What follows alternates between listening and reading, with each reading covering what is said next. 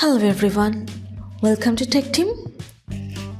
Today in this video, I'm gonna show you how to save Instagram Reels video in gallery without any ad. Before starting the video, please subscribe to Tactim. So, let's get started. For this, you have to open your Instagram.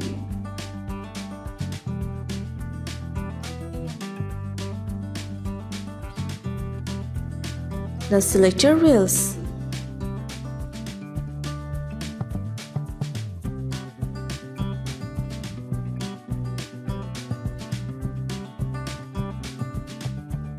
Now press on this share option.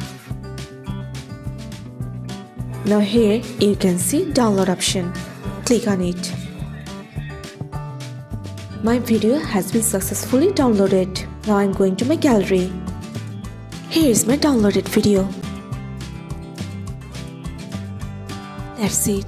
So this is how to save Instagram Reels video in gallery without any ad.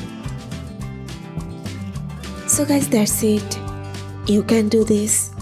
I think this video is very helpful to you. If it was, then give a thumbs up and hit the subscribe button. And thanks for watching.